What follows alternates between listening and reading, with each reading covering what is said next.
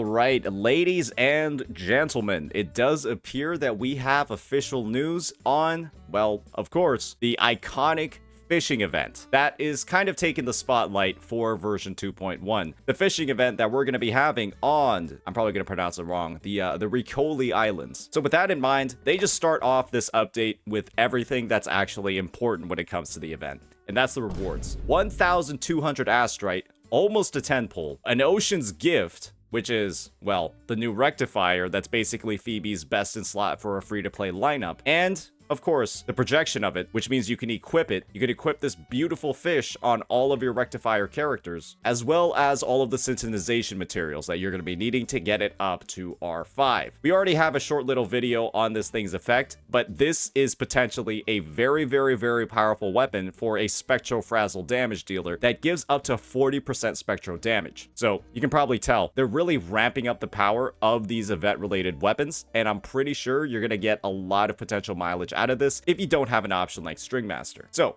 we just talked about all those things you're going to be using to increase the synchronization rank. You're also going to get the Phantom of Lorelei and 2 malleable elite class echoes, or Renacita. And these are going to be the ones, right, that are on all of the new sets. So keep that in mind. You'll probably have a much easier time farming for Phoebe or farming for Brant with these rewards in your pocket. You're also going to have shell credits and, well, other materials. I think Kuro knows that we don't really give a shit. This is also going to be, and I think this is probably one of the best parts about it, this is going to be a permanent event. There's going to be limited time rewards and permanent rewards for it. And after the initial claiming period ends for those limited time ones, the event is going to be available on the permanent page. This is basically identical to the Somme Noir event that we had back in version 1.4, which also featured its own 4-star weapon that had, you know, all those built-in synchronization ranks available. That weapon is still pretty good. It's still pretty decent, assuming you don't have an option like Emerald of Genesis, even though you probably should. So with this weapon being limited time, it's also the exact same as the Somme Noir Anchor,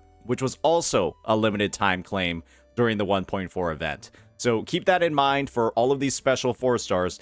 They are not going to be available outside of the claim period at the very start of the patch. So keep that in mind as you're going forward. Let's get into the actual event itself and how it's going to work. So it looks like I did pronounce Ricoli Islands properly. You're going to be going on a bit of an adventure in the nautical sense. The duration of the event is going to be from the very start time of the update all the way to March 26th. So you're going to have a very, very, very long time to claim all of those potential limited time rewards. There really should be no reason as long as you're taking it piece by piece. And you're only going to need to reach Union level 14 and complete the Chapter 2 prologue through the Sea Thou Break to unlock it. And it is asking you to complete the quest Silent as a Falling Leaf for the best overall experience. Unfortunately, it does look like, based off the limited time rewards, it does look like 900 of them are going to be the Astrites, so is the Phantom Echo, and it looks like Ocean's Gift is actually going to be limited time. So this will be a little bit different from the Somme Noir Anchor back in 1.4. You will have to complete it in the time frame to gain this free-to-play weapon. So keep that in mind. When it comes to the permanent rewards, they're a lot less.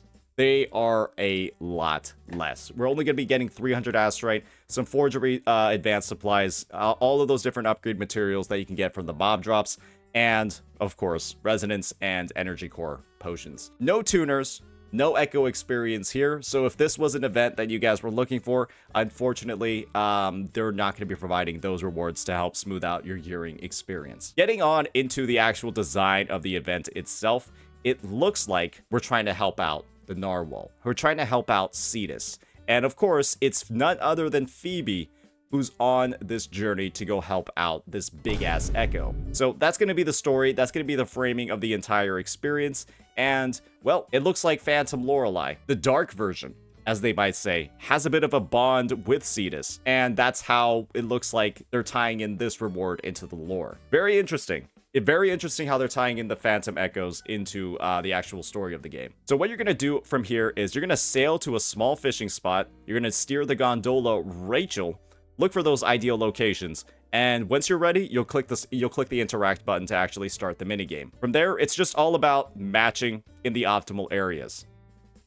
Right? You'll have a meter that's going back and forth. If you've been playing like the punchy doll game, while exploring, you're going to notice that this is very, very, very similar to this. You're going to have an optimal zone in the yellow that you're going to want to click in, as well as the suboptimal zones in the purple to advance that meter and eventually get yourself right to a caught fish. Once that's good to go, you'll see what the rewards are. When you are filling up your boat, you're going to have another minigame. Some might say it's very familiar to a very old arcade game called Tetris. And all you're really going to be doing, right, is playing Tetris in your inventory with all the little blocks and the design of the fish. Some of them are going to be shaped like this. Some of them are just going to be a flat 2x2. Some of the other ones are also just going to be one unit or one block in particular. So basically just playing Tetris with fish with fish in your inventory. You can see that one of these is like a triangle or is like a cross block, and you're just going to try to fit as many of these bad boys in one haul as possible. And once you go ahead and you fill up that inventory, you get as much as you can, wasting as little space as possible, you're going to sell it to this octopus. And after catching enough fish, you're going to earn all of those Riccioli, however that fuck you pronounce it, fishery coins. You'll also be able to fill out and complete various commissions of some unique fishing requests and find those at the dock, earn the points a little bit more efficiently.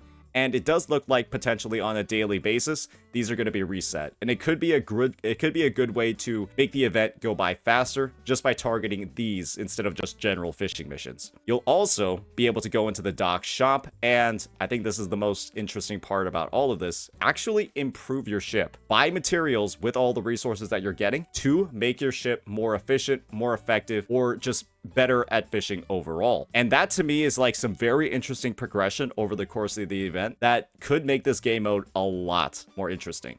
And to me, this was something that I think a lot of players were looking for when it came to a permanent event. Something that's outside of the scope of the game, but still has like a nice level of progression to it. And this to me definitely looks like something that'll be pretty fun to grind.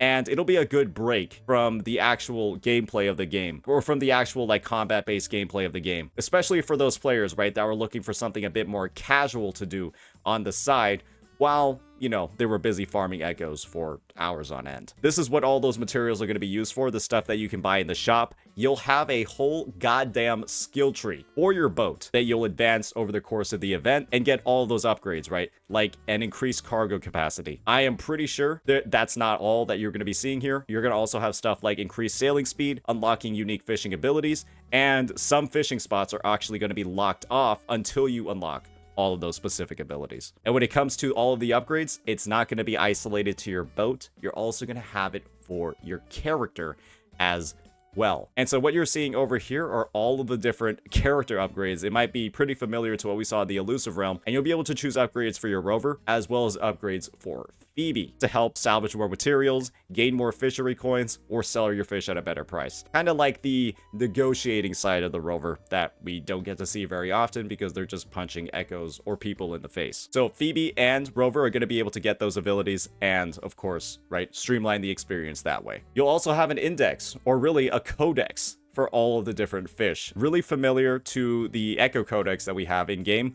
except this time it's going to be the fishes instead. I am wondering if any of these fishes are actually considered echoes, and if that's the circumstance, I assume that these fish are being sold to consume. And so we've never really answered the question of whether or not people eat echoes. Maybe we'll get an answer to that here. One differentiation to keep in mind is that some fish are only going to be active at night, and so get ready to use that wait feature. Get ready to use that time manipulation feature to get the most out of this experience. And eventually, what you're going to notice is that fame is a resource that you'll build up as you complete this event. And as you build up more and more fame, you'll get more benefits across the Riccioli Islands. So we don't exactly know what all these benefits are going to be, but we can imagine that maybe that'll include something like astrite or materials, or, perhaps that's where the tuners and experience are going to be later down the road. My only hope throughout this entire event is that the progression feels very organic. There have been some events and mini games back in other titles, right, like Genshin Impact and Honkai Star Rail, that have felt very monotonous, that have felt extremely time consuming and more of a chore to complete rather than an actual fun, enjoyable experience. And so I don't think Kuro Games has really messed up in their mini games or events in the past. And so using our past experiences as a bit of a benchmark, I'm pretty sure they'll balance out the work required in this event well with the rewards, and it won't feel like too much of a chore at all. but we'll just have to see. The last bit is all about safety. It's all about durability. And apparently, there are going to be some hazards for Rachel, some hazards for this boat. You're going to have to steer clear of things like bam buffs, tornadoes, and ghost medusas while navigating the water. And if it reaches 0, Rachel's durability, you're going to automatically return to the dock, and you're also going to lose all of your loot. So keep this health bar in mind as you're exploring. The last bit is that you can also restore Rachel's durability from taking hits. This seems like it could potentially be a bit annoying, where first you get beat up. You get Rachel beat up. She loses all the cargo, and now you have to spend money after losing all your cargo to fix Rachel up. And just hopefully this isn't going to get too annoying for people that maybe just suck at sailing on the open sea and isn't too much of a detractor from the overall experience. Obviously, the solution is a skill issue. Just stop getting beat up by the jellyfish, but we got to think about all those players on mobile, ladies and gentlemen. So with that, that's going to be the entire coverage of this new fishing event. To me, it looks like there's a lot of potential for it to be a fun, relaxing minigame, but there is also a lot of potential for this event to make people mauled. And this whole durability and repair situation, I think this is where most of the people are going to end up mauling. So this is, I think, where they might do some hidden buffs, some quality of life to streamline the experience, but we'll just have to see what the implementation is looking like. So with that, let me know what you all think. Peace out.